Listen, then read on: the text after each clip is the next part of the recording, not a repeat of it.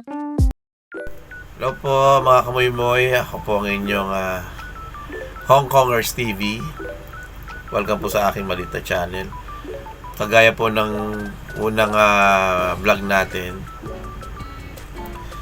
magkukwentuhan po tayo about sa mga residente dito sa Hong Kong. So iba po yung under visa, iba rin yung mga residente kagaya namin, katulad nung pinenta ko sa inyo last time, di ba?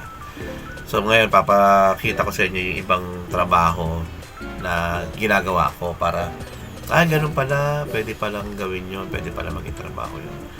Opo, bukod sa pagkagwardya, meron din naman po tayong ibang napasokang mga part-time. Dito po kasi basta masipag ka, hindi ka mahati sa trabaho, makakasurvive ka naman eh. Kahit medyo mahal lang cost of living dito, ang renta, pagkain, medyo pamasahe, pero basta masipag ka, tsaka hindi ka mahati sa trabaho. Hindi ko na po hahabaan, ipapakita ko sa inyo isang trabaho ko sa salad bar para makita nyo. And guys, pwede po kayong, kasi pwede, magpo-post din po ako ng mga kanta about sa music, kasi musikero po ako eh, kasama yun sa vlog ko eh, na musician ako, na after nung 7 years na naging residente ako, naging naging ganito yung trabaho ko, naging ganito, naging ganyan, kasi pwede na kami lang magtrabaho sa ganun. So kung meron kayong mga request, mga shout out, dedication, yan, pwede. Moy po ang name ko. So Moy, chat, comment nyo lang po, Moy, pwede pakikanta naman to, dedicate kay So pwede kong gawa ng video yon, tapos pwede nyo isend kung sino man yung pagpapadala natin ng video, di ba? Basta alam ko po yung kanta ha, basta alam ko po, gagawin ko po talaga yan. And once again guys, salamat po sa panonood. Sana supportahan nyo yung maliit na channel ko. Please subscribe. Please like, share, and subscribe. Subscribe tuloy. Sige na. Okay po. Once again, ito po ang inyong Kamoy Moyo Hong Kongers TV. Thank you.